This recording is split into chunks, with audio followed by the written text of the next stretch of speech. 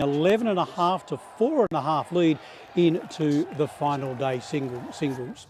Now, Sam, the 2025 AFL Grand Final was the most watched program of the year, reaching 6.1 million Australians on 7 and 7+. What a day for Queenslanders, the Lions and now the Broncos. Sam, what a week ahead. Oh, unbelievable. Thank you, Steve. Well, coming up, the birth of a modern city, celebrating a century of Greater Brisbane. That's in Flashback. And plenty of other things to celebrate, including some beautiful spring weather. I'll have the forecast next.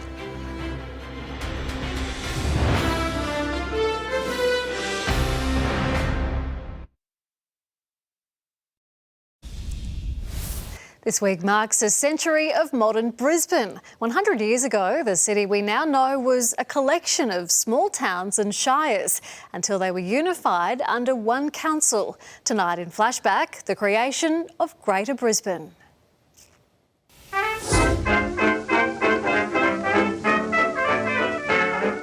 March 1925. The Charleston was the hottest dance craze. Men wore hats and the first council of Greater Brisbane assembled at Gardens Point. What was a collection of 20 smaller towns and shires was unified as one government body, Greater Brisbane.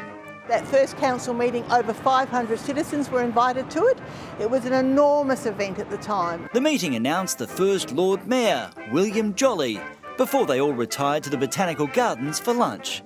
Through the late 20s, the new City Hall was being constructed. It finally opened in 1930. After the war, the City Hall was still the city's centrepiece. It's the very heart of the city, the hub of municipal affairs. Back then, council looked after welfare, kindies, a power station at New Farm, control of mosquitoes and eradicating rats using dogs. Specially trained terriers are officially on the department staff. Works, planning, bridges, roads and drainage, all under the authority of the Lord Mayor and councillors. It is by far the largest organisation of its kind in the Commonwealth.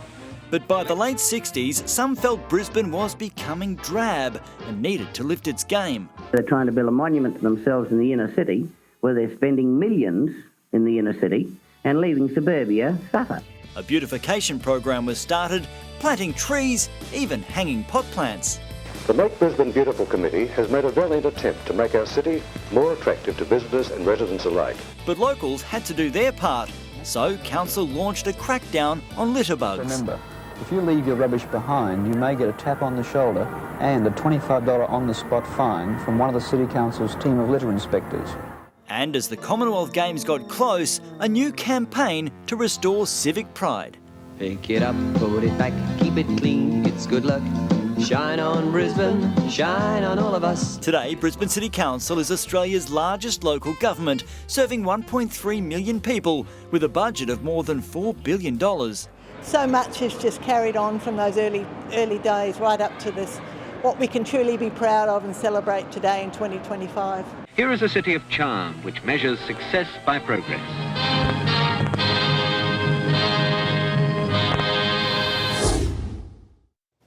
Now to Tony Auden, and Brisbane has maintained that charm on the weather front too. Yes, it sure has, Sam. Nothing like basking in grand final.